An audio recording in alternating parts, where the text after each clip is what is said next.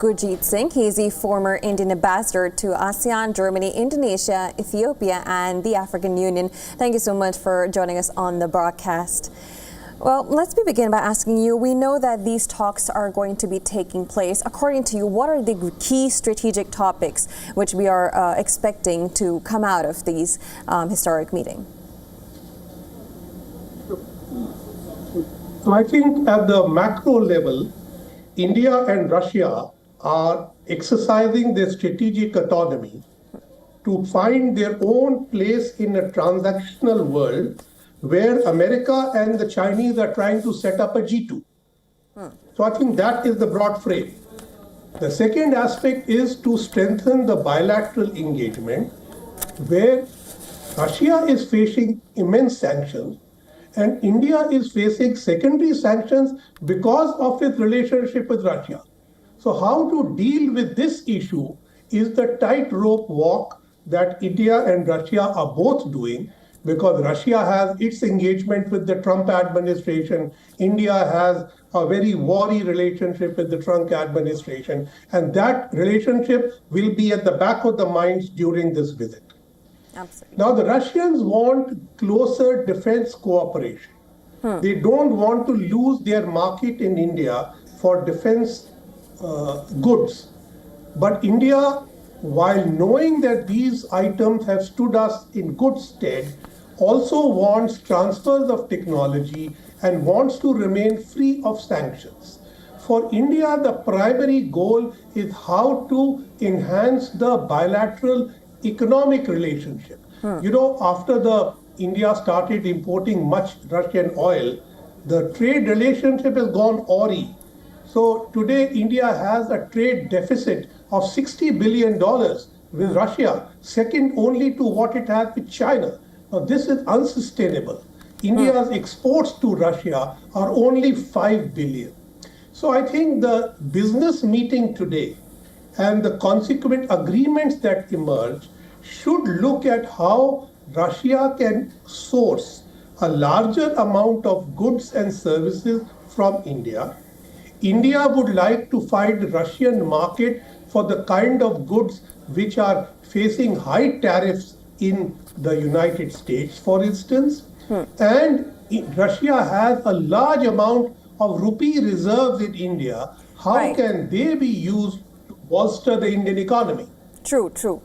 I was going to come to that. And also, we have we were going to cut to these live visuals that, of course, we are getting from Rashtrapati Bhavan, but also Siddhant, our Assistant Editor of Foreign Affairs, is joining us too. Siddhant, if you could just give us a brief of what's happening on the ground and what is next to happen in the latest. Well, on the ground, a lot of media frenzy, a lot of security personnel present on the ground as well. I'm standing just in front of the Hyderabad house where the talks will happen, the summit will happen, the 23rd India-Russia summit. But before that, action happening at the Rashtrapati Bhavan, where the ceremonial reception is all set to start in a few moments from now. The top Indian leadership, the Indian Prime Minister, the cabinet members, External Affairs Minister Dr. S. Jaishankar are present there. There will be a tri-service guard of honor to the Russian president, something that is part and parcel of any state visit. But essentially, during this state visit, focus is on outcomes, several packs from shipping to mobility to focus on economic relationship. Right, Siddhant, of course. You mentioned those relations. Now, I'd like to come back to you, Ambassador.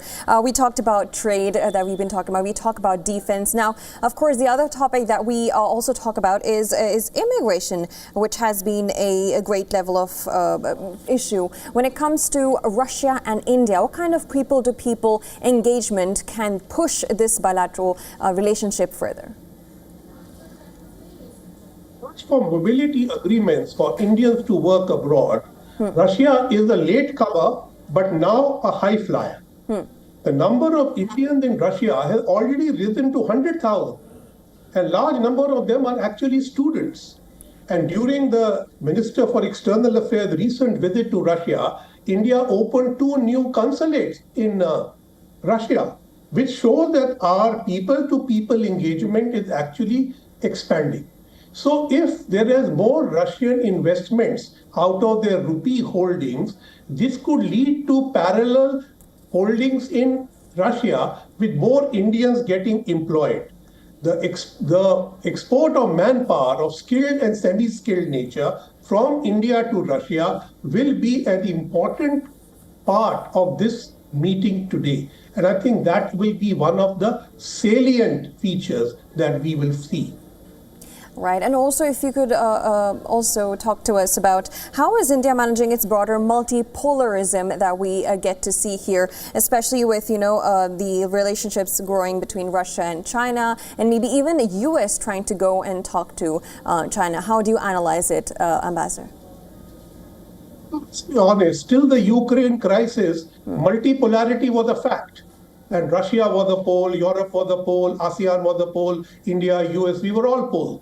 But once the Ukraine crisis set in, Russia has become much closer to China and Europe to the United States. So due to which today the Americans have the temerity to say that we want a G2 with China, basically excluding the rest of us.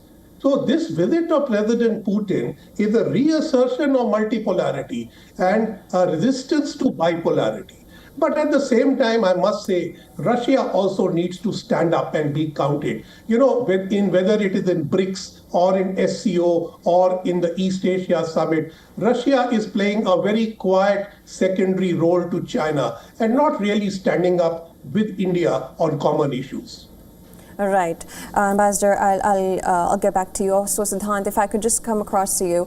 We know that defense and trade are these topics that are dominating these talks. What are the other things? We know that when it comes to export and import, we see that our import is more, India's import is more than export. What are the other sectors that could potentially help in balancing a trade between Russia and India? Well, in terms of the trade agreement, the focus will be on the India-Eurasian agreement, the Eurasian Economic Zone agreement. We know that talks have already started in the past, and focus is on how both sides can take it forward. Now, this Eurasian Economic Area not only includes Russia, which is the major country, but also includes Central Asian countries, also includes Armenia, and this will be a significant pact wherever it is signed. But in terms of economic engagement, another focus is the transportation aspect, the shipping agreement that is expected to be signed. Now, Chennai-Vladivostok agreement is something that happened a few years ago. It is technically functional, but the focus is to get more shipping lines through that corridor. There is the international north-south transport corridor that is already functioning, that connects to Mumbai to Moscow and passes through Iran and Armenia. The focus is for the use of Chabar port. So there are many economic linkages both India and Russia are exploring. Absolutely. Now, you mentioned some really, really important issues there. When we also talk about, Ambassador, I'd like to come to you. How would you analyze India's balancing act when it comes to tariffs? Then there's also the Ukraine conflict, the dynamics with China and engaging with Russia. How would you analyze India's role in balancing, in a balancing act there? In order to add to what your correspondent said, I would think agricultural products, right, dairy, absolutely. marine products, fisheries, meat, vegetables, I think these are likely to find a big market. Secondly, all the things which are now becoming expensive in the US, like our textiles, our pharmaceuticals, Right. and other things, garments, I think all that could find a way. But now coming to your question, this is the tightrope pot. India wants this Ukraine war to end.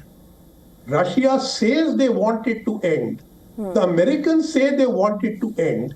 But Russia is not suffering from the United States, whereas India is suffering tariffs from the United States because we are buying Russian oil, while the US continues to buy nuclear fuel from Russia. So this is the inequality of the world, which can only be addressed when we have ourselves a more powerful economy.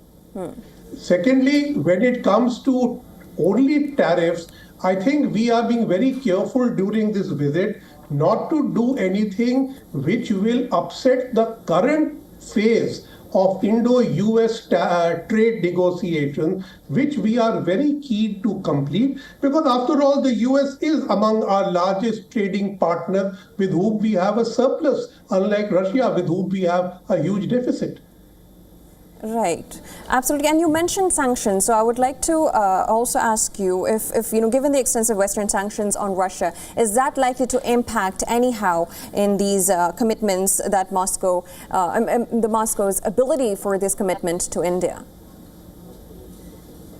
Two aspects to it. One, those sanctions open up a market which Indian goods and services can fill because they're not able to import it from elsewhere. But secondly, dealing with, let us say, Russian banks. I understand that Bank, the largest Russian bank, which has an office in India, is likely to sign an agreement today. Now, Bank is under Western sanctions, but operating out of India and not using the SWIFT system, not using dollar clearance or euro clearances, simply using the rupee for trading is something that is doable. Now, this is what we need to do. But we have to be careful that Western countries often see an Indo-Russian success and then sanction it, like the case of energy companies. And Russians had invested in energy companies in India. But when they were doing well, recently the Europeans sanctioned them. So we have to be careful, and these sanctions are all illegal. They are not UN mandated sanctions, but they are a reality. So you have to work with them. So the idea is to create institutions in India which are not linked to the Western financial system and work only with Russia and China so that any sanctions on them do not impact others. But in India, we don't have many such institutions yet. Siddhant, I'd like to come to you as well. If you could also elaborate on the multipolar, role that India has played. We know that U.S. has somehow called out on BRICS, but India stands on its multipolarism. If you could just elaborate on that for us.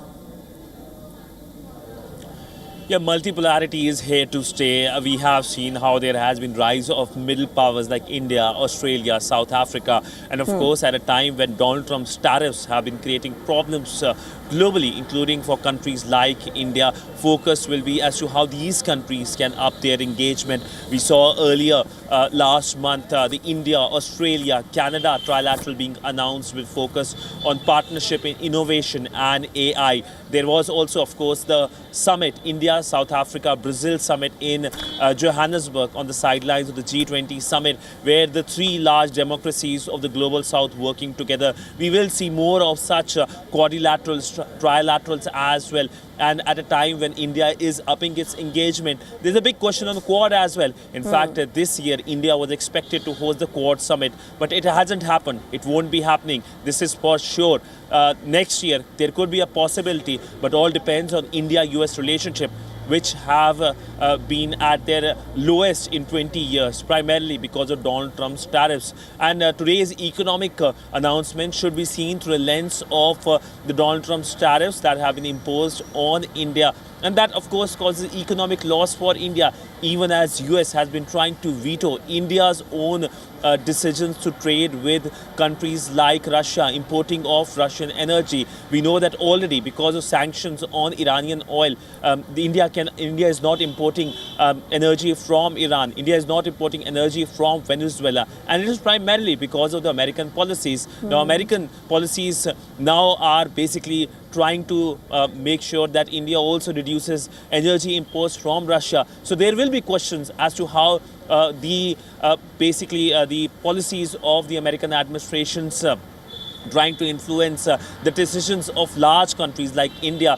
which are a major part of the global south. So when it comes to the American dynamics, yes, it plays into the mind of the Indian and the Russian leaders when they meet at the Hyderabad house, which is behind me in a short while from now. Absolutely. Because you, Siddhant, you just mentioned that, I would like to come to Ambassador about this whole, when it comes to tariffs. We know that the talks between India and US are ongoing. We know that we will have some US officials come to India next week. Is there any way, would that be impacting, how would the US be looking at these bilateral meet between President Putin and PM Modi, and how likely is it to impact the trade talks? I think if we were to have new defense agreements for purchases of items which the US is also interested in exporting to us, that will really trouble the Americans negotiators. They are not working on a pure trade system. They are working on a strategic trade engagement with India, which is linked to purchases of, arms and ammunition, planes, things like that. So I think that is the fine line we need to tread, Right. not entangle the American eagle while dealing with the Russian bear. Absolutely. Of course. Ambassador, I will just come to you, but we have some live visuals right coming in. We know that President Putin has now arrived for a ceremonial welcome at the Rashtrapati Bhavan. We see the Indian President Draupadi Murmu and Indian Prime Minister Narendra Modi waiting to welcome President Putin, after which a ceremonial welcome will be taking place. Let's watch.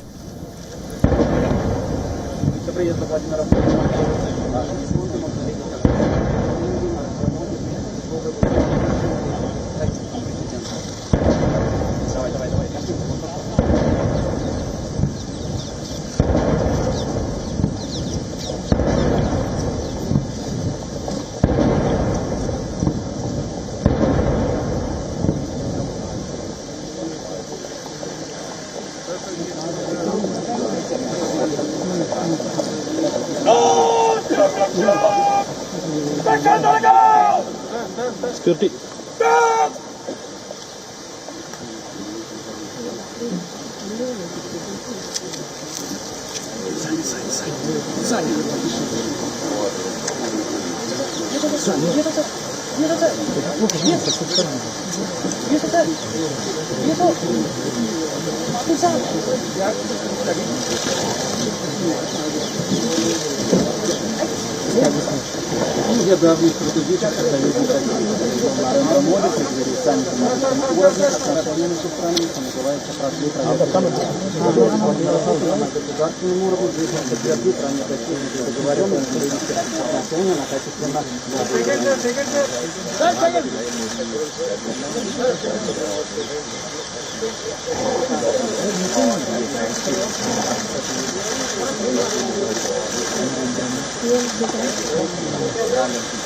Уведомление пропозиции союзных России, которые Нарендра Моди в преддверии саммита на высоком уровне, отношения с странами открывается простой проверки времени. Визит Владимира Путина на государственном уровне призван подтвердить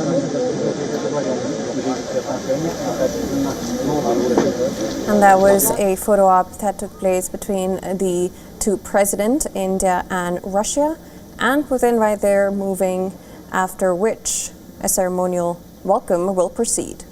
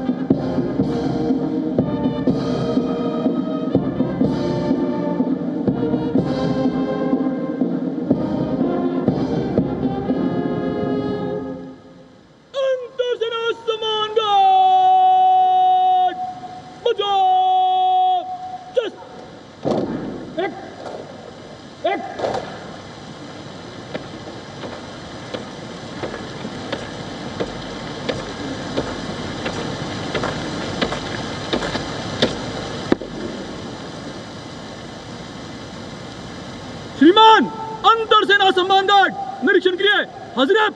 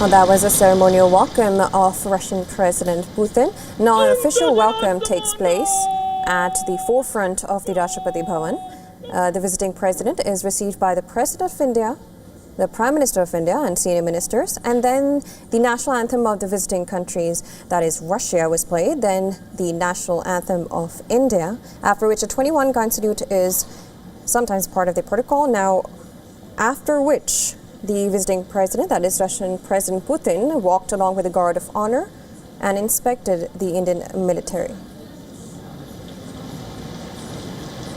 He's now meeting with all the officials along with Indian President Murmu.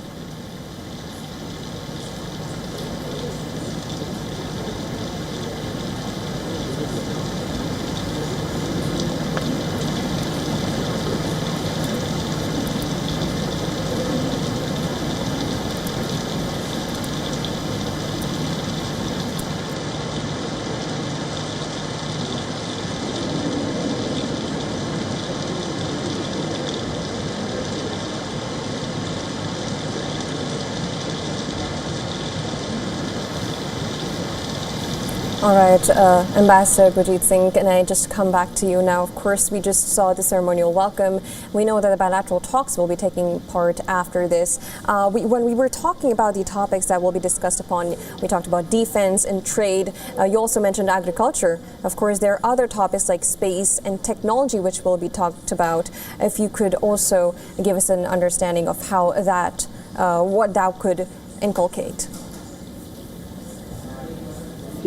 Looking at these visuals reminded me of my days in service, where this was actually the most impressive part of any visit. The sheer grandeur of this visit was always seen in this ceremony. But that aside, coming to technology and space. So the space coordination with the Russians continues. Yes, our last astronaut did go to the International Space Station, but that is also a Russian collaboration. And I see that this part would continue. The second part is on technology. And in technology, I would put nuclear reactors very high on the agenda. As part of its internationally committed national goals, India is committed to reduce its carbon footprint. And in that, nuclear power plays an important role. And the Kudankulam nuclear power plant, which Russia has built, and others are very important. Now, Russia seems to have very good small nuclear power plant. And I think those are one subject of discussion which could lead to a positive outcome. If Russia could, for instance, use their rupee holdings in India to co-invest with India in small nuclear power plant, they would augment India's power capacity and also increase its green footprint. So I think that is perhaps among the good ones. There are other ongoing programs for collaboration on different technology and research parts, which I think continue, particularly related to defense, metallurgy, and other technological research. And that I think is all very useful, but needs to be expanded. Absolutely. Now, also, I would like to ask you about the overarching message which we can see India and Russia trying to, at this point of time, with all the global happenings happen. What kind of message is this whole summit between India and Russia giving, not just to the West, maybe just also to the other parts of the world? So, if you look at the macro picture, you have a clear assertion of strategic autonomy by India and Russia, doing their own thing as usual without bending to the current winds that are blowing internationally. Yet, we are not unaware that those winds impinge on us both. So we need to be careful about them. At the same time, I think the biggest assertion of these photographs of Prime Minister Modi and President Putin is that a G2 between the US and China is not entirely acceptable to us. And we would prefer a multipolar world in which Europe, ASEAN, and Africa, Latin America, Southeast Asia, everybody has a role to play. So this understanding that we believe in multipolarity and we believe in multilateralism is some message that is clearly going out. Absolutely. And our Assistant Editor of Foreign Affairs, Siddhant Sibil, is also joining us. Siddhant, we just saw the ceremonial ceremony. And if you could just give us the information of what happens next, what is the latest that we are going to see after this? Well, the first element of the state visit is over. We saw those grand visuals coming from the Rashtrapati Bhavan, the presidential palace, from the forecourt of the presidential palace, where the Indian Prime Minister Narendra Modi and the Indian President Draupadi Murmu welcomed the Russian President Vladimir Putin. Now we know the second stop will be Rajghat. The Russian President will pay homage at the Samadhi of Mahatma Gandhi. And thereafter, he'll come to the location behind me, that's Hyderabad House, where all the state meetings happen. And there, the India-Russia Annual Summit will take place, the 23rd Annual India-Russia Summit.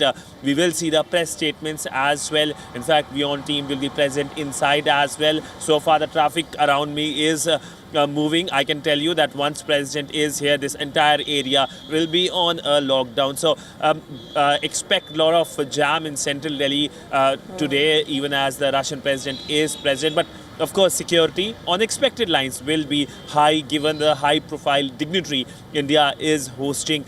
We know that there's a lot of media frenzy as well. A lot of genuine interest over this visit coming in the backdrop of global changes, Donald Trump's tariffs, issue of terrorism, changes in the Indo-Pacific, and the focus, of course, remains on the substantive talks as well. Several pacts will be announced, understandings will be given, and announcements on how both sides can engage on trade front, on mobility front, on economic ties. Economic ties remain the key focus amid Donald Trump's tariffs, which have been, of course, not positively impacting the Indian economy. We do expect announcements also in the area of connectivity as well. Of course, the Indian side is going to brief the Indian media. There will be a customary Indian Foreign Ministry briefing as well, expected to happen at 4:30 p.m. Indian Standard Time. And while the briefing happens, the Russian president travels along with the Indian Prime Minister for a business meeting. The day comes to an end with a banquet at the Rashtrapati Bhavan, where the Indian president, the Prime Minister and the Russian president will be present. He, of course, wheels up for Moscow around 10 or 11 p.m. Today. So a packed, tightly scheduled two-day visit of the Russian president, where the focus, of course, is not only on the grand welcome and the state visit, but also on the substantive talks at a time when India is focusing on its strategic autonomy, and the Russian side trying to find more friends across the world, particularly in Asia, where they are orienting their trade and political ties as well. We know the India-Russia relationship has been a strong relationship, historical relationship. The Russians, of course, have strong relationship with the Chinese as well. But above all, an important day for global geopolitics, as all eyes are on Asia. Absolutely, and a balancing act which we can actually see from India when it comes to with Russia and U.S. Also, I'd like to come to you, Ambassador. You were talking about the G2, which was a really interesting point, because when we look at the SCOME, that's the optics that we saw there, the leaders, President Xi Jinping, President Putin, and PM Modi interacting right there. It definitely was a sort of a message to the West there. If you could just make us understand how this is going forward. We also know that U.S. President might be meeting President Xi Jinping later next year. How does this all play out, and how is India able to play a balancing act between all these polarities? Idea that India was playing a balancing act through that photograph with Putin and Xi is perhaps misplaced, because Trump is holding his own talks with Putin and Xi.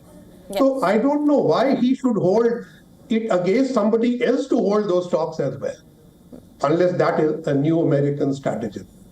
The second part is that Russia is aware that following the Ukraine crisis and Western sanctions, they have become much more subservient to Chinese policy than in the past.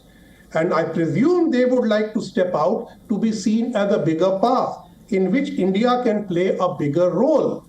However, Russia is also aware that despite Western sanctions on Russia, China has not stopped its relationship with either Europe or the Americans. They are developing the relationship post-haste in order to keep up their floundering economy. So I think there are lessons in this for Russia. And if the Ukraine crisis ends, I think we are better placed to move towards a multipolar world in which India and Russia will both be important players. Absolutely. I understand that. And also when you look at Europeans, we just got to know that they had agreed on some sanctions on Russia. Somehow some member states disagreed on it and actually were going against that. On that part, how does, when it comes to oil, so we know about the trade in oil, but what are the other factors that maybe India can balance out with Russia? Because we know that India did limit its oil imports. What are the other aspects which India can work upon in balancing that with Russia, so that they have a balance in trade, especially? I heard our minister say that we want a balanced trade with Russia. I think that's a bit of a pipe dream. When your exports are 5 billion and your deficit is 60 billion, you're not going to get to a balance for a long time. What you should do is find new avenues for Indian exports, particularly those which are suffering from American sanctions and Western.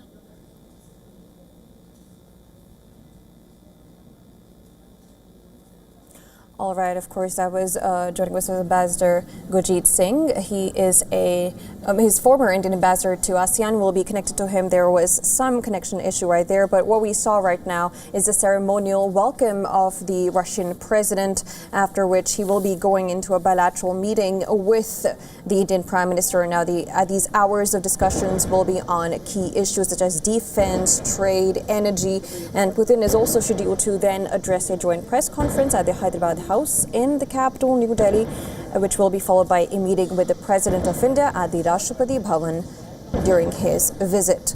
Now, when we talk about the India-Russia summit, it aims to boost trade with the top buyer of Russia's arms and seaborne oil as Western sanctions are now squeezing their decades-old ties. Now, Moscow has been India's top arms supplier. That's another topic which India and Russia will be talking about. They have been India's top arms supplier for decades and has also said that it wants to import more Indian goods in an effort to grow trade to $100 billion by 2030.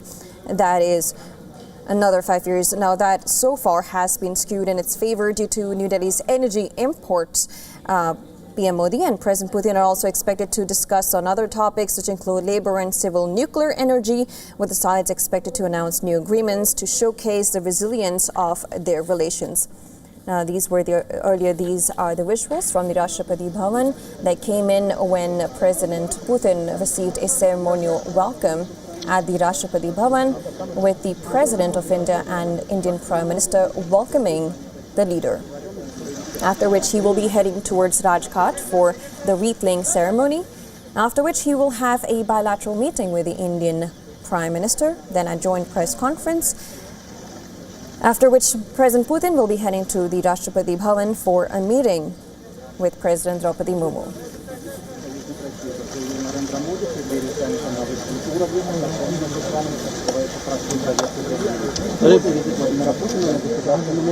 All right, we have joining us our Assistant Editor of Foreign Affairs, Siddhant. Again, we have the topics that we know that are going to be on discussions will be defense, trade, energy, and also nuclear energy. What are the other aspects which are striking when it comes to India and Russia? Well, there are various elements which will be striking today when it comes to the outcomes of this visit. We just have seen those visuals from the Rashtrapati Bhavan, India's presidential palace, being beamed. Of course, the focus will be on optics as well, how the both leaders engage. The Indian Prime Minister in the past has been to Russia. He was in Russia last year 2 times for the annual summit, and then, of course, for the BRICS summit as well. This is a visit of the Russian president coming after a gap of several years. The last time the Russian president was in India was in 2021. But the system of annual summit has been almost 2 decades old. We know that it was in the early 2000s that the idea of the annual summit started under the leadership of the then Indian Prime Minister Atal Bihari Vajpayee. And the idea of the summit is to hold the summit alternatively between the 2 countries, with the leaders visiting each other's countries on an alternate basis, and that remained the cornerstone. In fact, India has this mechanism only with 2 countries, that is Russia and with Japan. We know that the focus with both the countries is to increase its engagement. And as we have been talking since morning, a time-tested partnership is one word that comes into mind when it comes to India-Russia relationship.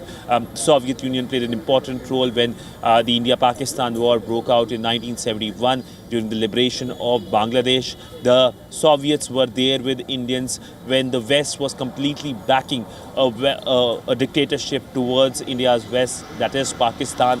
And that relationship continues with India in highs and lows. So today's day will be an important day. It will go an important day in terms of the geopolitics of this relationship, in terms of multipolarity, and as to how both sides up their engagement in every front possible, from trade to economics to defense to space. Absolutely, and important, as you say, will be observed by a lot of leaders from across the world, and especially U.S. And it's interesting how we know some U.S. officials will be, there are talks between India and U.S. when it comes to tariffs. Talk to us about how this whole meeting between Putin and PM Modi, this not just optics, but these bilaterals will be impacting and influencing these trade talks, if at all, with U.S.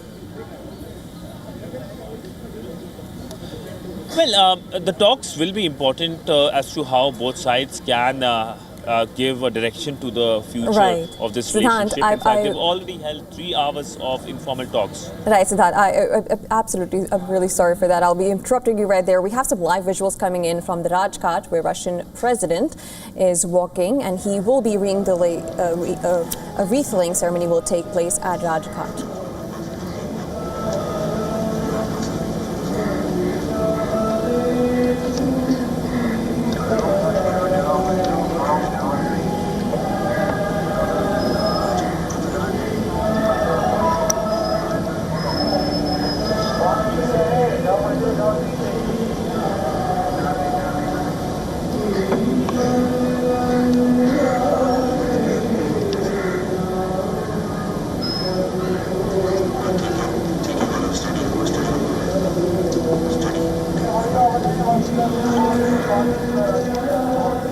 All right, we have some visuals coming in from Rajghat in New Delhi, where Russian President Vladimir Putin is walking, and he will be laying a wreath at the Rajghat to pay respects to Mahatma Gandhi.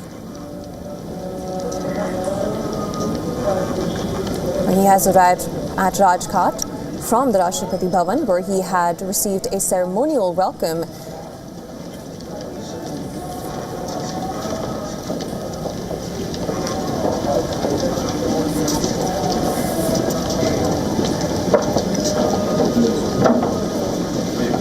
After paying his respects to Mahatma Gandhi at the Rajghat, he will be then proceeding for bilateral talks with the Indian Prime Minister at the Hyderabad House, after which they will be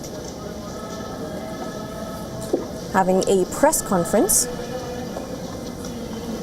And there are the visuals from Rajghat.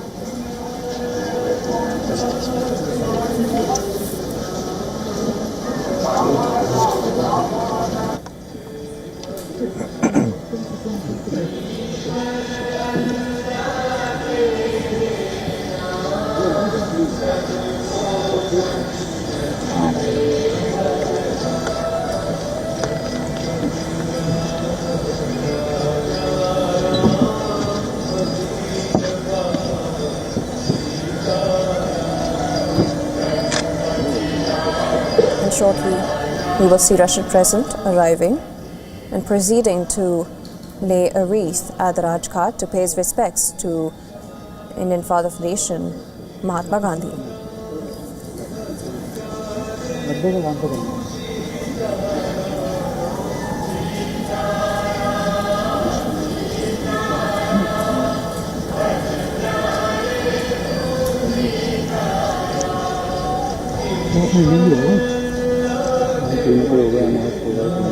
And after the wreath-laying ceremony, President Putin will be heading to Hyderabad House for a bilateral meeting with Indian Prime Minister. The discussions, which will be taking on key issues such as defense, trade, and energy. President Putin is also scheduled to address a joint conference at the Hyderabad House, which will be followed by a meeting with the President of India at the Rashtrapati Bhavan.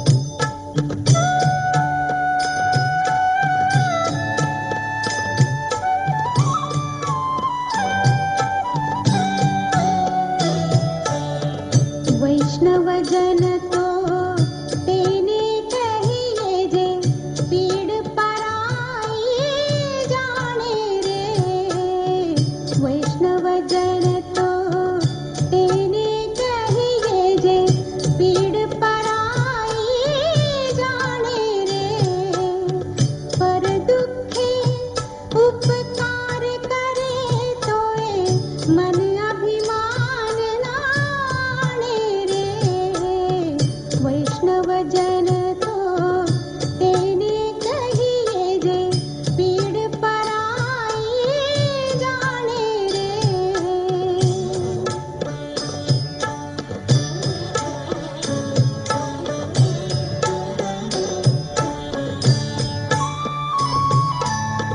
सकळ लोकमा सहुने वंदे निंदा न करे केनी रे watch काछ मन निश्चल राखे धन धन जननी तेनी रे वैष्णव जन तो तेने कहिए जे पीड़ पराई जाने रे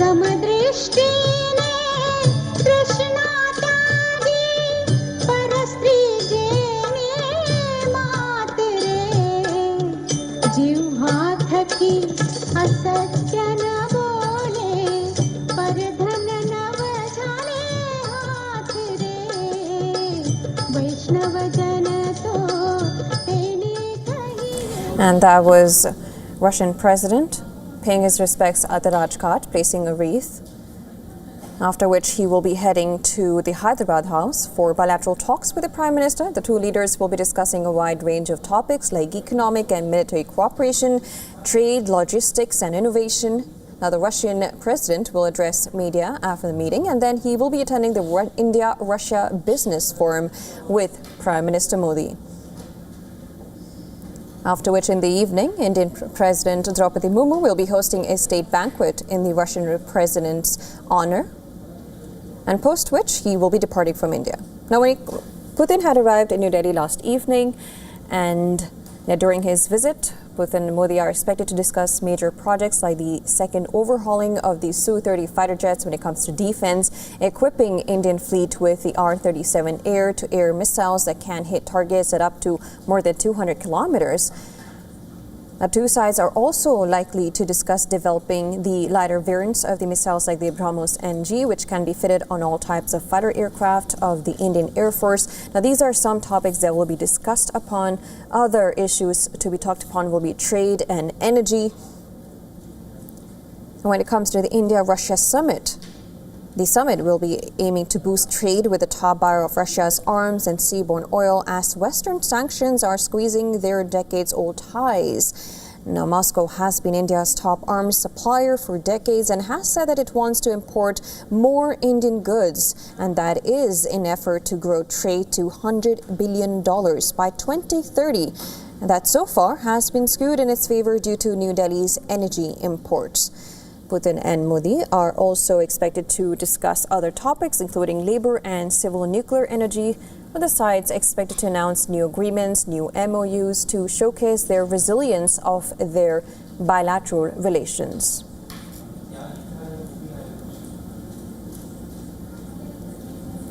Now, Putin had received a ceremonial welcome at the Rashtrapati Bhavan. He then went to Rajghat for paying respects to the father of the nation, Mahatma Gandhi, and he will now be heading to Hyderabad House for a bilateral meeting. Now, our Assistant Editor of Foreign Affairs, Sidhant Sibil, is joining us. Sidhant, you were right there in front of the Hyderabad House where President Putin is now going to be heading for bilateral talks. And we were just talking about how, the West might be looking at these talks, and even especially U.S. and this is while U.S. and India are also involved in trade talks.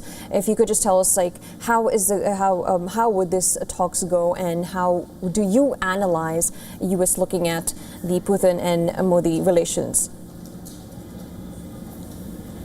Well, before I come to you, let me show you the situation on the ground. Absolutely. We will be shortly entering the Hyderabad house. The security, of course, has been increased. We do expect the traffic restrictions to be put in place in a short while from now. Putin is a high-profile visitor. It is natural that the security will be really high, and that is given on the ground. In fact, when the Russian president reaches at the Hyderabad house, do expect this entire area on some kind of partial lockdown as well. We know that when it comes to high-profile visit, there are several protocols which have been put in place, and no doubt in this visit as well, there are protocols which have already been put in place. But when it comes to media as well, a lot of focus as well, both global and international media. Some of my colleagues have entered the Hyderabad house. I'm waiting for a few more conversations with you, and then perhaps I'll also go inside, and then we'll have the press statements as well, where the focus will be on several areas with which we have already spoken since morning, whether it's trade, whether it is mobility, whether it's defense, whether it's space. In fact, we spoke to the head of the Russian Space Agency, who said that there will be a contract that will be signed between both sides as well. So it's a power-packed day. It's a day when things really matter, not only here in India but globally. Absolutely, as you talked about, it's not just trade and defense, it's about space, it's about agriculture, it's about people-to-people relations. Talk to us also about, when it comes to immigration, we know that due to Trump tariffs and immigration rules, we saw a lot of migration from India, even though we have a lot of Indians residing in US. When it comes to Russia and India, how are people-to-people relations looked at? Well, yes, migration is part and parcel of the conversations today. We know that Mobility Pact will be signed that will help Indians, especially skilled and semi-skilled Indians, to travel to Russia. And that remains the cornerstone of the announcements that are going to happen later today. We know that when it comes to people relationship, that is an important portion of the relationship. In fact, WION spoke to one of the Indian origin, Bihar-born MLA, Abhay Singh as well, who talked about the value of this visit, important in terms of multipolarity. So we do expect a lot of announcements on that. But as of now, I do see a lot of movement here. Perhaps the Russian president is expected to come any moment here. He's expected to come here from the Rajghat. A lot of reporters I do see standing, eagerly waiting to get inside now, to get inside the famous Hyderabad house. Absolutely. Siddhant, of course, we'll give you the time to go and also take part in that. Well, thank you so much, Siddhant, for joining us and giving us the latest from the ground. That was Siddhant Sibal, our Assistant Editor of Foreign Affairs. All right, we'll be taking a very short break and come right back covering the event from the ground. Keep watching WION The World is One.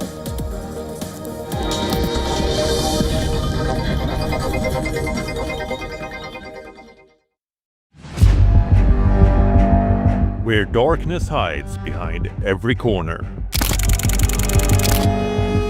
Where the truth is stranger than fiction. A show that dives deep into the stories which shock and mystify.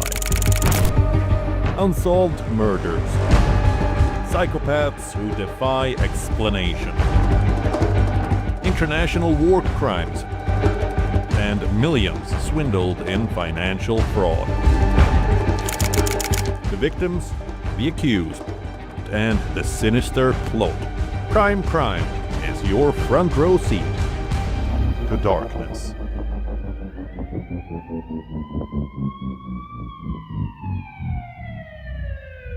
WION, India's global voice, the channel that brings you the biggest stories from across the world through India's lens. Now available in more than 190 countries worldwide. Because we believe that the world is one. Watch us in Africa, Europe, USA and Canada, South America, Asia Pacific, Middle East and North African regions. Also available on these digital platforms across the world. WION, World is One. From the bustling trading floors of Wall Street to the vibrant exchanges of Asian stock markets, WION breaks it down for you to make sense of what's happening. As we reveal the key factors behind events, strategic battles, and the game-changing business decisions that shape the world. We bring you all of this and more on World Business Watch. Where darkness hides behind every corner. Where the truth is stranger than fiction. A show that dives deep into the stories which shock and mystify. Unsolved murders. Psychopaths who defy explanation.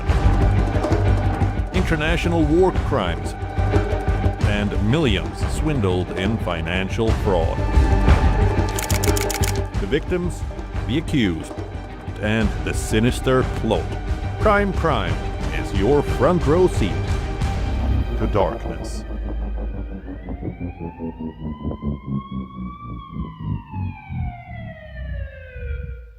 Rashtriya Swayamsevak Sangh. To some, it's an extreme ideology. To others, it's the very soul of India. To some, it's rebellion. To others, it's a principle of nation building. Coming soon to challenge perceptions in RSS centenary year, Kesariya at 100. WION, India's global voice, the channel that brings you the biggest stories from across the world through India's lens. Now available in more than 190 countries worldwide. Because we believe that the world is one. Watch us in Africa, Europe, USA and Canada, South America, Asia Pacific, Middle East and North African regions. Also available on these digital platforms across the world. WION, World is One. From the bustling trading floors of Wall Street to the vibrant exchanges of Asian stock markets, WION breaks it down for you to make sense of what's happening. As we reveal the key factors behind events, strategic battles, and the game-changing business decisions that shape the world. We bring you all of this and more on World Business Watch.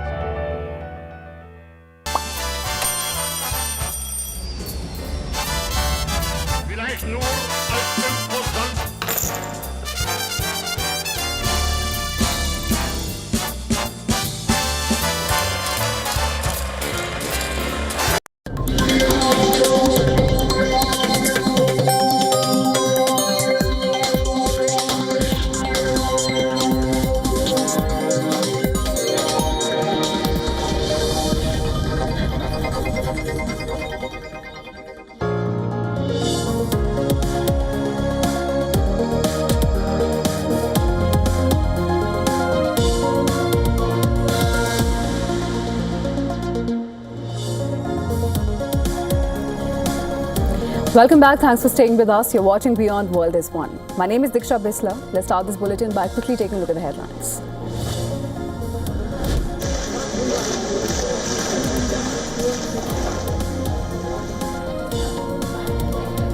Russian President Vladimir Putin receives a ceremonial welcome at Rashtrapati Bhavan on the second day of his India visit, where he was accorded 21-gun salute and was greeted by President Murmu and Prime Minister Narendra Modi.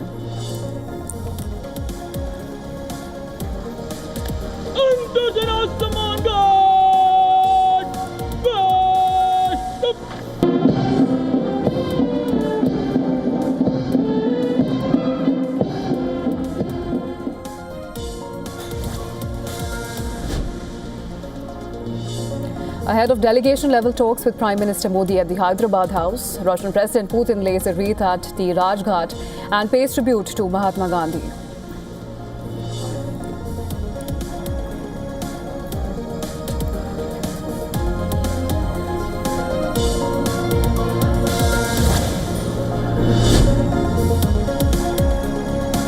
Russia's defense ministry claims its air defense forces have shot down 41 Ukrainian unmanned aerial vehicles over various regions of the country overnight.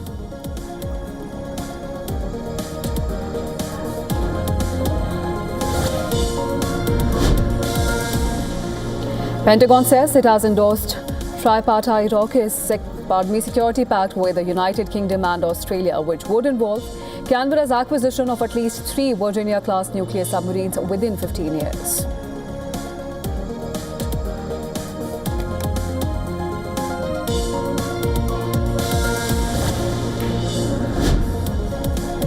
UK tightens its visa rules, prompting at least 9 universities to stop accepting students from Pakistan and Bangladesh, which have been labelled high risk.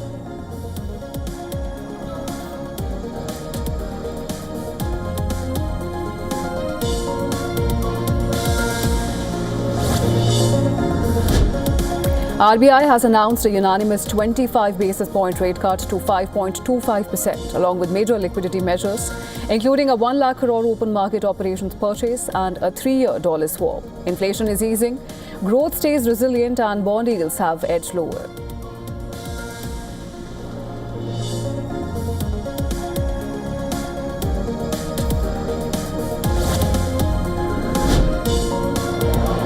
Australia make a strong start to their first inning after bowling England out for 334 in Brisbane.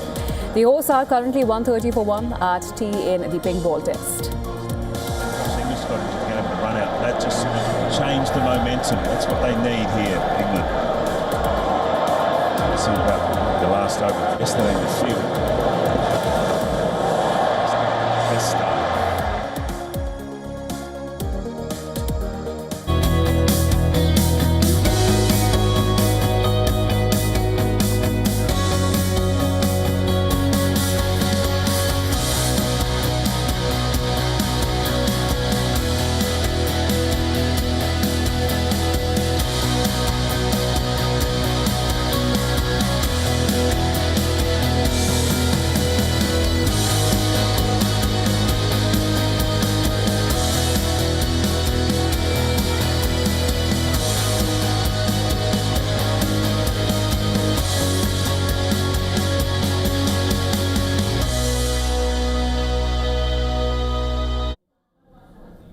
President Putin is in India for his 2-day visit, and after visiting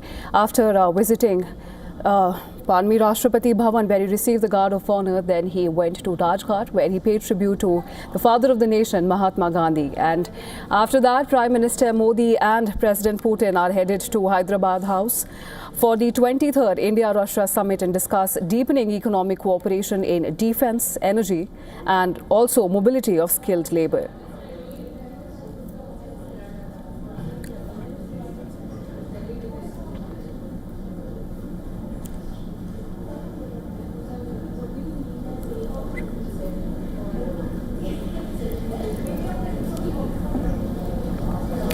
Now joining us live is Dr. Sergei Markov from Moscow. He's a former spokesman for President Putin, former member of Russian Parliament, and director of the Institute of Political Studies and Russian political scientist. Thank you so much, Dr. Markov, for joining us on the broadcast. Dr. Markov, how is Russia looking at this visit, and what are Moscow's expectations? In Russia, we see this summit very positively, and you may know that Russia has a lot of problems with different countries, and we have almost zero problems with India. Russia and India relationship has very positive track during 75 years, just after India became independent, and all this year, the relation between Russia and India was very good. And now there are a few directions for negotiation. First, it's economic development. There are few areas such as economic trade, bilateral trade. First of all, Russian oil. We are in Russia absolutely sure that India will continue to buy Russian oil. Nevertheless, American sanctions. It's not only because Russian oil is profitable for Indian economy, but also because India will show to Donald really independent country that India is big, great power of 21st century. Another direction is military weaponry, Russian weaponry. First of all, Russia is going to sell to India not only very fashionable weaponry as S-400s, S-500s, but also Russia is going to give to India technology and to have joint enterprises. And another direction, nuclear power station. Russia is number one in the world economy as if we're talking about construction of nuclear power station. And another direction is from India to Russia. It's not so many goods come from India to Russia, and the country is interesting to discuss. And India, of course, interesting to have more export to Russian economy. It's farm and some textile and such kind of industrial sectors is under discussion. So this is bilateral economic relationship. Another very important point for discussion will be formation of the new world. It's absolutely clear that the world where we could see Western domination of United States of America and Europe is step by step is going away. And is this new world of 21st century, such country civilization, or as Russia, China, India, Brazil should play a more important role. Of course, America and Europe as well, but not with domination role. But if Russia and India want to take part in formation of this more peaceful world with more respect of the sovereignty of the nations, they should take responsibility for formation of this new world. They should be more active. So how India and Russia could be more active in formation of this new world, it also will be part of the important discussion between Putin and Modi. We know, for example, that now most of the countries use such global infrastructure which had been created by Western countries. And because of this, Western countries still want to continue their domination. So what Russia, India should do, either to build a parallel infrastructure for the global world, to have more respectable behavior and not attempt of dictatorship and hegemony. It's the things which India and Russia should discuss. And of course, the relationship in the triangle of Russia, India, and China also will be in discussion. Vladimir Putin said very clearly that Russia is not going right, and the economy between the two leaders was on display when PM Modi received Putin yesterday, and it was also not amiss during the SCO summit. Now, what message do you think is being sent to the world? To this world is a very clear message that, first of all, Russia and India will develop its relationship. It's already happening during 75 years. Second, another message, very important, that Russia and India are very big friends. And it's two great powers, 21st century, which will take part all together in formation of this new world. It's also a good signal to the Donald Trump personally. Mr. Trump, don't make pressure against our big countries.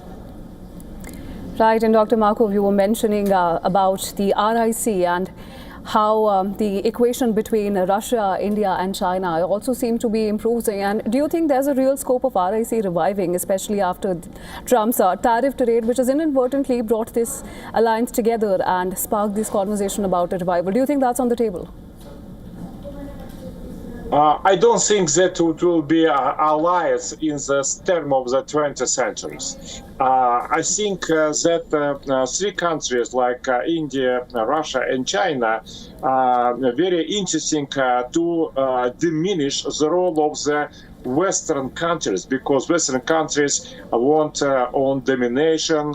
They want to be some kind of dictators of the world, and our country is insisting to minimize this pretext of the Western countries for dictatorship. And same time, they want. आपकी यात्रा बहुत ही ऐतिहासिक है।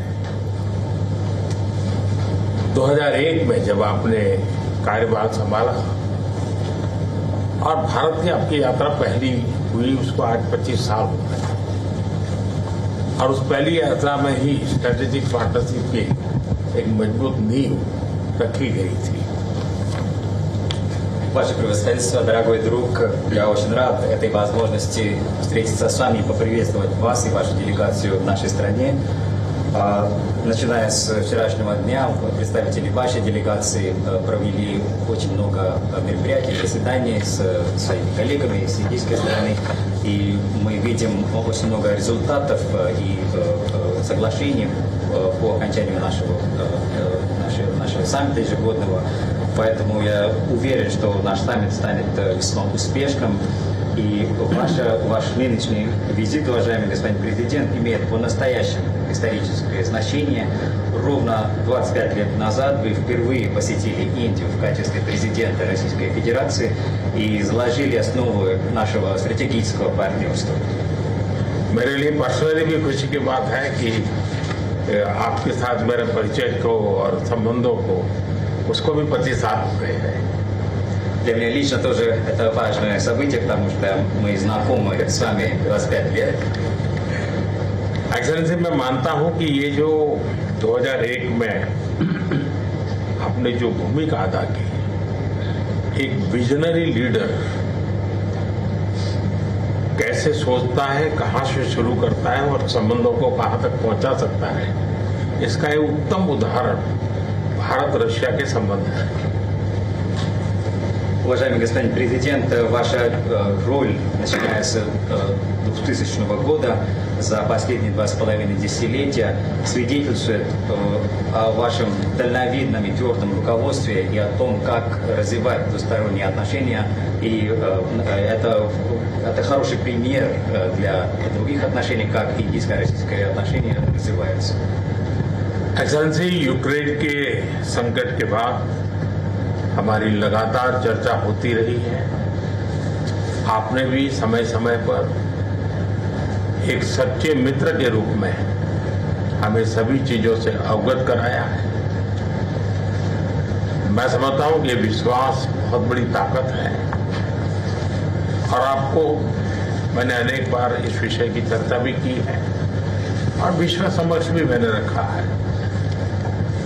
विश्व का कल्याण शांति के मार्ग पर ही है।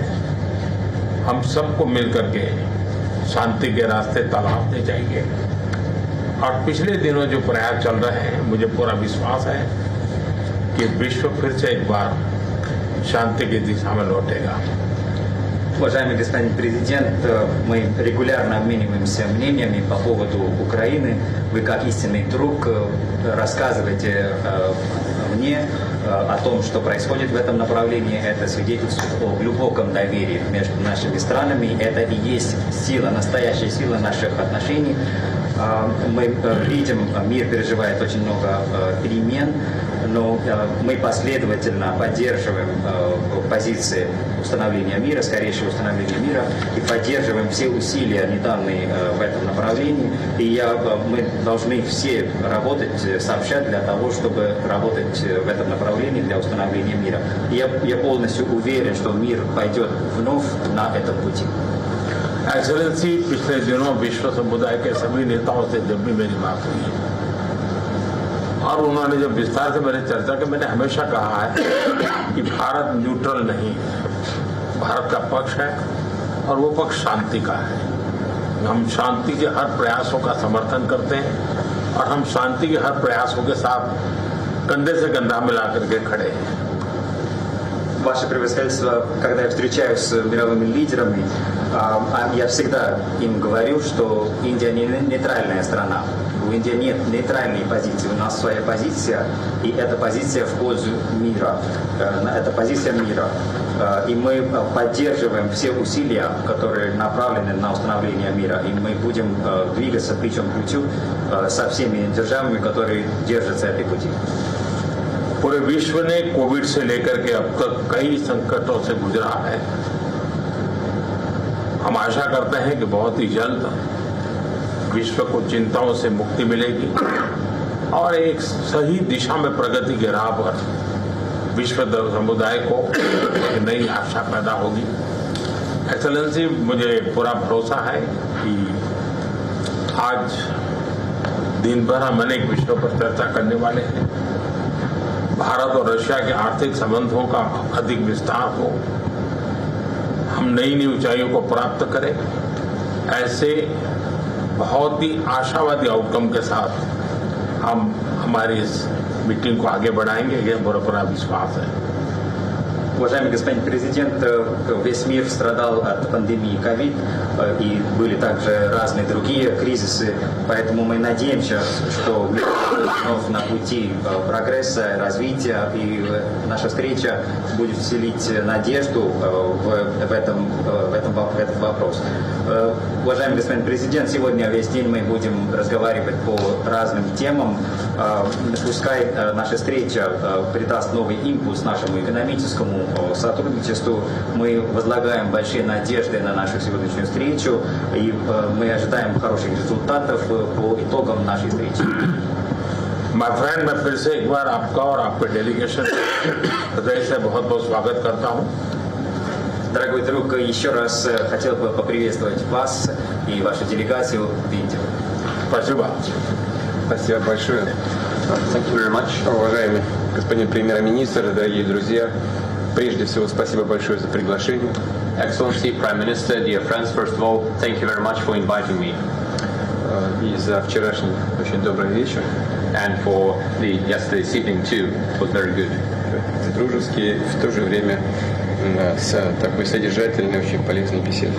We had a friendly and at the same time a very substantial talk. У нас была возможность, и дали мне такую возможность подробно рассказать о том, что происходит на как раз украинском направлении. I could share a great deal of details about the events taking place in Ukraine. И что нами предпринимается совместно с некоторыми другими партнерами, в том числе с Соединенными Штатами, по вопросу возможного мирного урегулирования этого кризиса. And the actions we are taking together with some partners, including the United States, on a possible peaceful settlement. Спасибо вам за это внимание и спасибо за ваши усилия, направленные на разрешение этой ситуации. Thank you for the attention and for your efforts aimed at finding a solution to this situation. Что касается наших отношений, то они действительно носят очень глубокий исторический характер, как бы мы его не характеризовали, какими бы эпитетами его не украшали. Важно другое, важно содержание, а содержание очень глубокое. Our relations are deeply rooted into history, but it is not the words that matter, it is the substance of the matter, which is very profound. Мы этим очень дорожим, и мы видим, что вы, уважаемый господин премьер-министр, уделяете этому тоже очень большое личное внимание. We really appreciate that, and the fact that you, Excellency Prime Minister, pay special personal attention to that. За прошедшие годы нами проделана очень большая работа в развитии наших отношений.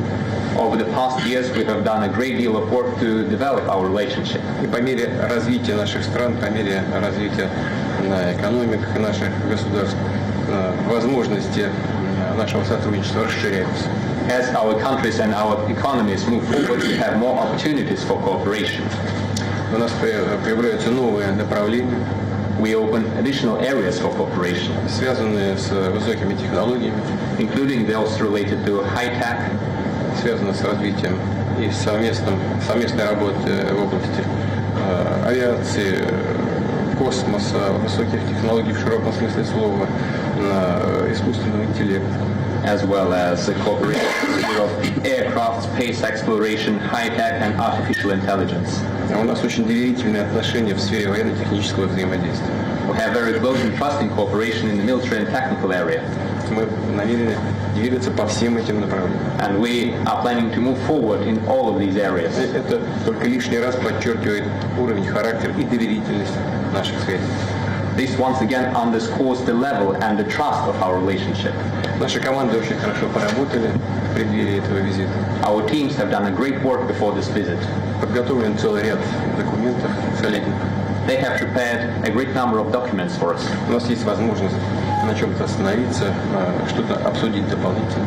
We have an opportunity to talk in more detail about some of them. И уверен, что мы сегодняшний рабочий день завершим с хорошим результатом. I am sure that we will have a very fruitful working day.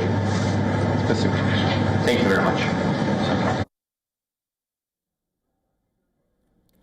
We just heard Prime Minister Modi and President Putin speaking at the Hyderabad House. This is for the 23rd India-Russia summit, and they were discussing deepening economic cooperation in multiple sectors: defense, space tech, AI, also mobility of skilled worker. Now, the one thing which did stand out was the rather optimistic tone adopted by both the leaders. And Prime Minister Narendra Modi highlighted that in the current geopolitical landscape, India is not neutral. India has picked a side, and it is the side of peace.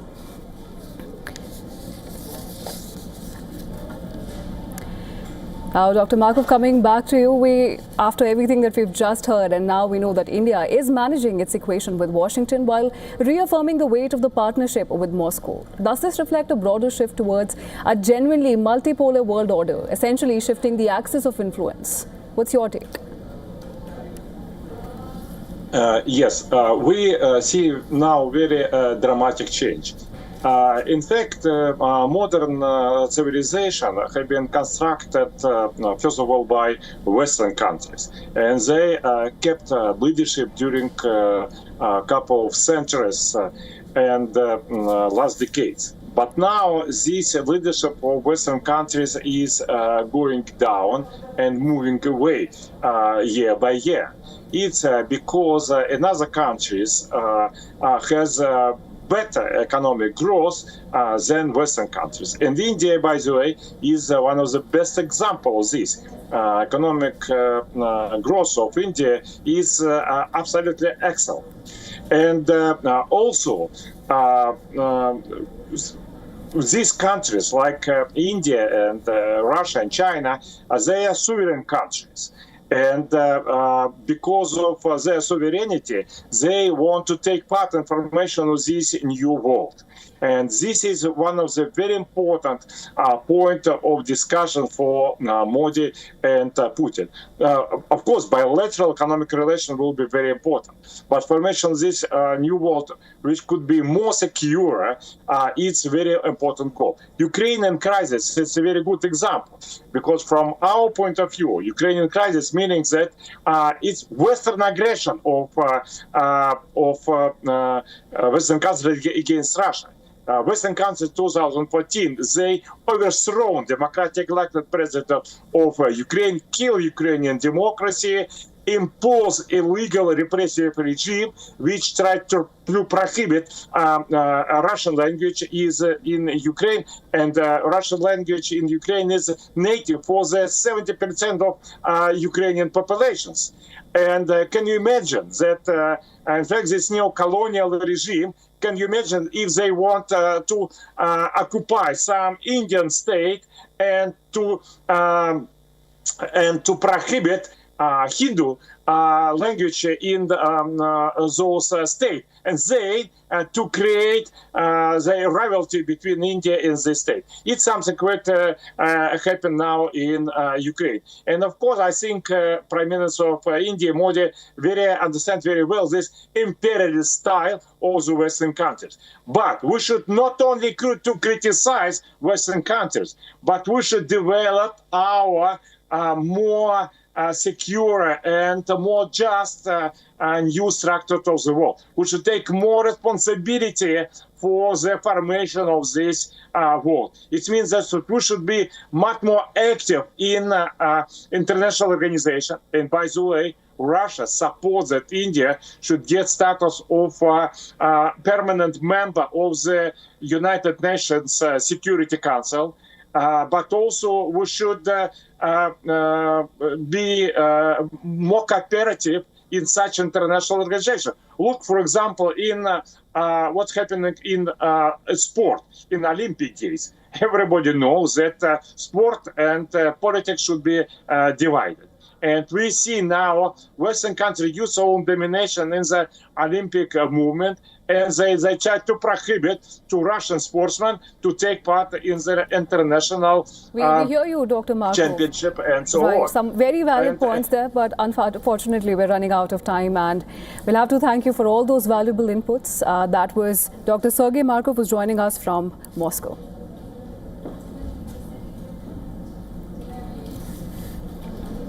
And with that, it's time for us to slip into a very short break, but don't go anywhere. More news and updates will follow on the other side. Stay tuned. You're watching Beyond World is One.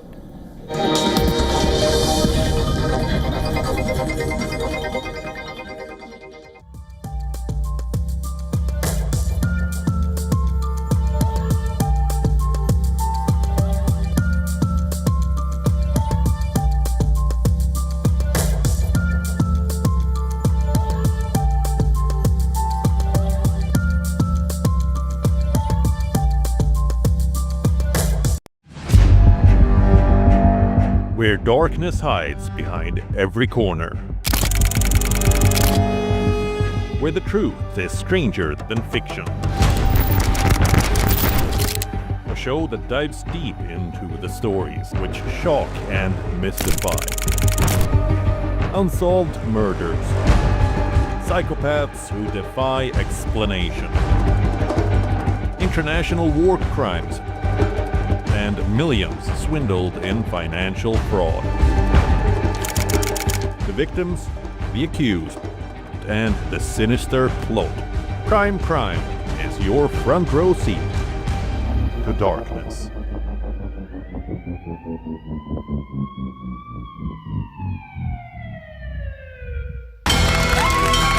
From the bustling trading floors of Wall Street to the vibrant exchanges of Asian stock markets, WION breaks it down for you to make sense of what's happening, as we reveal the key factors behind events, strategic battles, and the game-changing business decisions that shape the world.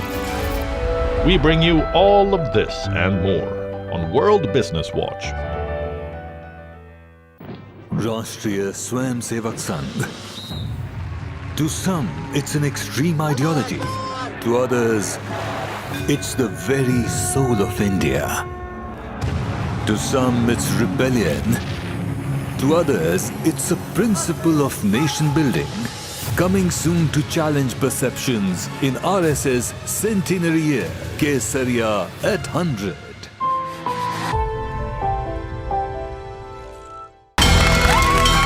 From the bustling trading floors of Wall Street to the vibrant exchanges of Asian stock markets, WION breaks it down for you to make sense of what's happening, as we reveal the key factors behind events, strategic battles, and the game-changing business decisions that shape the world.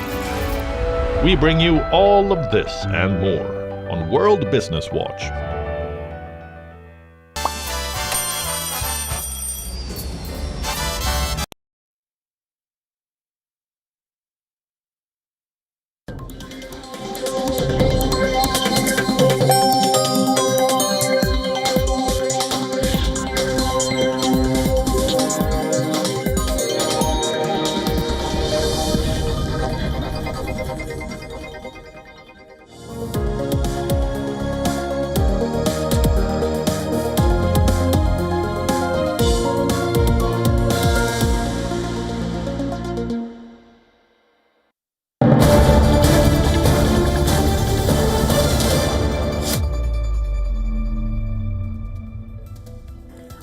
have some breaking news coming in. GE Aerospace has now handed over the fifth F404 IN-20 engine under the 2021 order. Now, a GE Aerospace spokesperson has said GE Aerospace and HAL, which is HAL, continue to work closely to ensure a clear line of sight of production schedules for F404 engines. Now, this development comes as Russian President Vladimir Putin and Prime Minister Narendra Modi are holding bilateral talks in the capital New Delhi at the Hyderabad House. Now, this is latest that we are coming.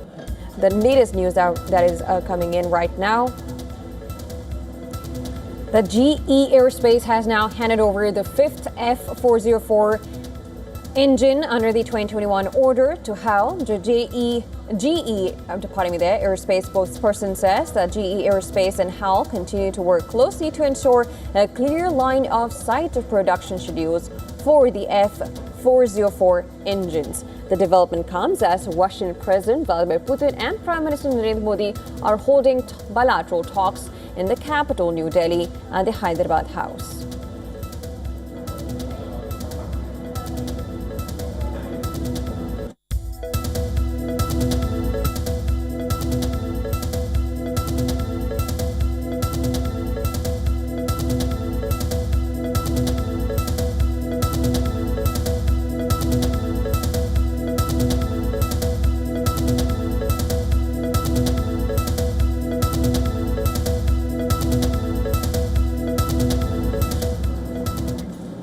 We'll be getting you the latest as and when it comes in. Now, we just saw the press conference by Russian President and Indian Prime Minister Modi. Now, we're also going to be discussing more, and we're being joined by Ben Aris from Berlin. He is a founder and editor-in-chief of the BNE Intel News and also former Moscow bureau chief for the Daily Telegraph. Thank you so much for joining us on the broadcast.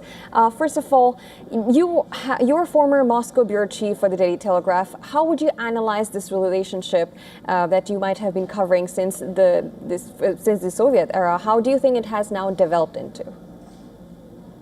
It's developed a lot, hasn't it? I mean, as you mentioned, it's a very old relationship that Russia and India have always been friends. And before the war, before the tensions, before the BRICS, Russia and India were already cooperating and trading. India's been very reliant on Russia, particularly for security, for arms and weapons. And that's accelerated. As I said yesterday, I mean, with all these wars going on in the Middle East, in Ukraine, that the world has become a lot more or a lot less stable, and so it's focused everybody on the need for security. And particularly in India's case, there was a short war with Pakistan earlier this year, and so Modi is very concerned about securing the northern border, not just against Pakistan, but also tensions with China continue to be high. And he's looking to Russia to buy these very sophisticated S-400 air defense missiles, possibly even the new generation S-500. But it's gone beyond that because now there's an energy dimension. And again, for Putin, there's actually increased motivation on the Russian side to move closer to India because after Europe cut off all of the oil imports from Russia, its main customer for decades, Putin very successfully, in the space of just 4 months, reorientated all of Russia's exports of oil to Asia, largely India and China. And that's brought them together because it's also brought lots of practical problems. I mean, the main upshot of that is suddenly India is running a massive budget, trade deficit of something that's gone from 40 billion to 60 billion, and it needs to be dealt with. And so this meeting is key. The final thing I'll say is that Putin arrived with several planes full of businessmen. And I think the plan is to encourage Russian business to invest in India in order to supercharge its industrial development so that it can produce more products that can be exported to Russia, which it needs now because it's cut off from Europe. And usefully, this huge pile of rupees that have built up, Russian-owned rupees because of the oil trade, that can be redirected and used to make these investments. And so, you know, it's a synergy, not made in heaven perhaps, but certainly there's a very workable long-term relationship here. And this meeting is highlighting that. It follows on from one last year. And I think the relations are only going to get better. Absolutely, and you also mentioned that, of course, this comes at a time when there is instability with the Russia-Ukraine war, and of course, not to mention the trade tariffs that Trump has imposed, and especially on India when considering the Russian oil imports. How would you analyze, Europe looking at it when it comes to sanctions? Europe was just on Wednesday, the European Union had agreed to phase out Russian gas import by 2027, but that was not written, and several states basically opposed this. But how, considering all of this happening, how is the West looking at the bilateral relations between Russia and India? They don't like it. I mean, but then Europe is is powerless to do anything about it. I mean, Europe has its own trade relations with India, but they've been trailing behind. I mean, they're trying to wean themselves off from the dependence on the states, but they've done that very unsuccessfully. And the obvious strategy would be, like Putin's doing, to improve relations with the global south or the G20, whatever you want to call it. I mean, pointedly, Macron is in Beijing at the moment, trying to do exactly that. But and he also arrived in Beijing with a plane full of businessmen, and he also is trying to get investment. But it's going much slower because with the EU, it comes with all these strings, and it's a frankly, post-colonial mentality where they, in addition for asking for investment and mutual business and better trade terms, they're also lecturing all these countries about their records on human rights. Macron is specifically trying to pressure the Chinese into breaking or downgrading its relationship with Russia, which is not going to happen. Whereas the emerging markets or the new markets, if you like China, like India, they're much more pragmatic. There's no lecturing going on about values or anything like that. It's simply business. It's like, we have mutual interest, let's work together.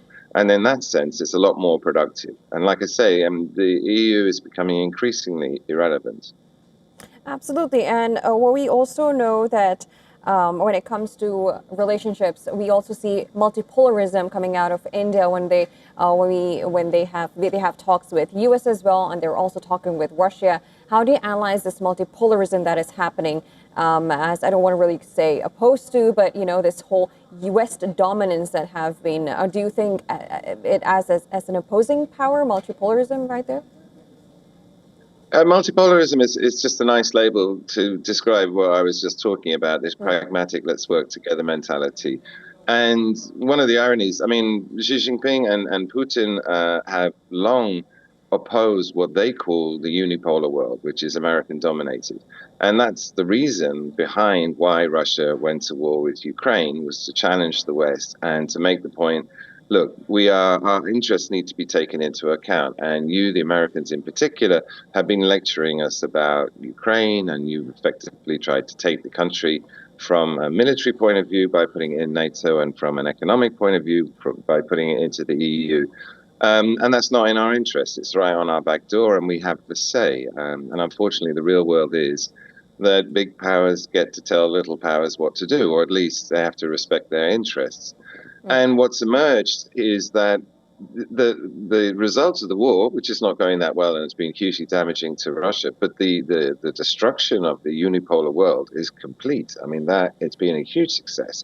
And that's one of the reasons why China is on board with Russia, is that it also was complaining about this unipolar world. It was also complaining about being lectured to, particularly by America, and it's not having it anymore. And all of these markets, the rise of the rest, have now become big enough, economic enough, powerful, and sophisticated enough, particularly in China's case with the money they poured into R&D, that they're standing up and they're saying enough's enough. And we, as the emerging world, the BRICS, if you like, we're going to band together and continue to follow our own interests. And again, this is what we're seeing with Modi and Putin in New Delhi, that they're building up that relationship. They're fleshing it out. They're putting the details on. And it's going to continue. Absolutely. And you mentioned mutual benefit because, of course, that is, India has been very clear about its strategic autonomy when they take any decision on that. Do you think that would influence Trump's, move next? Because we know that there are talks of trade between the U.S. as well as India. Do you think that would have any effect on on Trump's approach? Well, watching Trump, I mean, he doesn't get it, does he? I mean, his whole thing is America first, which means the rest of the world second. And it's the same old unipolar mentality. And the Americans are convinced that they're the biggest and most powerful country in the world. And they are the richest in nominal terms. They are the most powerful militarily. But personally, I think they continuously overestimate their power, their ability to change things, so their ability to force things on other countries. And I don't think Trump's going to change. I mean, he's not an academic. He's not a scholar of international geopolitics. And he's just throwing his weight around, using the military. I mean, you look at the situation in the Caribbean. I mean, they're building up military force there to, go in and oust the Venezuelan president and take its oil. This is pure imperialism and against everything international law. And actually, it's the same thing that they've been arguing Putin's been doing. So I don't see any change while Trump's in office. And to be honest, I don't see a new administration changing much as well. They're convinced this unipolar world is still in play and that they're the top dog and that they can force their views on everyone else. And again, this is the point of Putin being in New Delhi, is that they're building up this alternative system, this global South community that's housed in the BRICS organization, that's housed in the G20 organization. Multiple new international groups are emerging, which are specifically excluding the West, because they need to band together to give themselves collective political, geopolitical power in order to resist these aggressive attacks or these demands. Right, and because when we look at how U.S. has been framing, we know that Trump has been talking to President Xi there. So when when you look at tariffs, we saw India being imposed with all these tariffs, but not China. So do you see this kind of a change happening even in Trump's? We see him talking to Xi, but then when it comes to India trading with Russia, somehow it becomes somehow he wants to criticize BRICS. Well, the tariffs on India is particularly interesting. I mean, it's a brilliant example of the way Trump is throwing his weight around. He's trying to use America's economic power, particularly trade relations with India, as a weapon in order to get his way. And the fact that he tried to do it with China and threatened these 100 and whatever they were, 20% tariffs, and then backed off, was demonstrative of the fact that China actually has America in a stranglehold, because it dominates, monopolizes the supply of all these rare earth metals, critical minerals that are absolutely essential for the American tech sector. And so actually America's powerless against China. But then again, it's another reason why, for example, China had the Shanghai Cooperation Organization summit in China recently, and Modi went to that. And as you know, China and India's relationships are not good. But Putin was there too. And because India's in a weaker position on these minerals, that America does have some power over it and has used the tariff threat. But again, I mean, Putin's there, and one of the things they're talking about is minerals. Russia has a cornucopia of those things. And so, again, India's getting into bed with people that can help it. That's to give it some diversification from the States, so that they have an alternative. And so that defangs America's ability to use things like tariffs as a weapon. And that process is ongoing, and it's going to take years, but we're at the beginning of a new game. Ironically, the emerging world is now bigger. The collective value of the economies is now bigger than the developed world. And everything is changing, and this is going to continue. Well, absolutely. And when it comes to India and Russia ties, they have been existing for the longest time we can remember. Thank you so much, Mr. Benares, for joining us on the broadcast and giving your insights. Always a pleasure. And U.S. President Donald Trump's 28-point draft peace plan had caught Europe by surprise. Reports have now emerged which detail the trust deficit between Washington and European capitals. German news weekly Der Spiegel claims that it has obtained written notes of a conference call among European leaders this week. Now, during the call, French President Macron and German Chancellor Merz expressed skepticism about the U.S.'s role in the peace negotiations. And during the call, the magazine quotes Macron as saying there is a chance that the U.S. will betray Ukraine on territory without clarity on security guarantees. German Chancellor Friedrich Merz expressed similar fears. According to the report, the German Chancellor warned Zelensky to be very careful in the coming days. Referring to the U.S., he told Zelensky that they are playing games with both of you and us, in their own quotes. Now, Finnish President Alexander Stubbs expressed distrust of U.S. Special Envoy Steve Witkoff and Trump's son-in-law Jared Kushner. Der Spiegel reported Stubbs saying, and I'm quoting, "We cannot leave Ukraine and Volodymyr alone with these guys." Now, further, NATO chief Mark Rutte reportedly told his European allies on the call that they must protect the Ukrainian president. Now, while the German weekly Der Spiegel has not named the author of the notes, it has said that these were notes on the call and not a verbatim to transcript.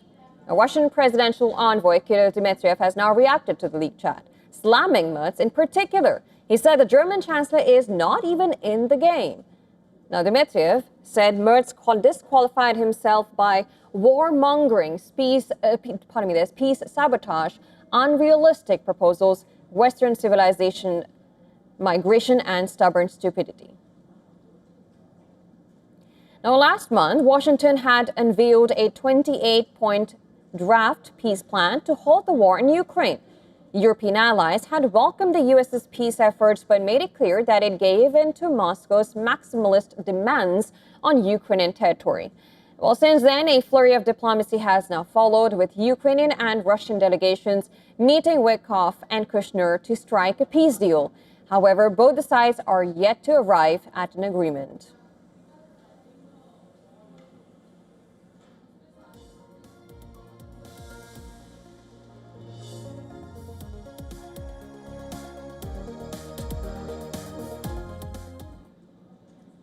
Now, Indigo has sought temporary operational exemptions from certain flight duty time limitations provisions for its A320 fleet until 10th of February.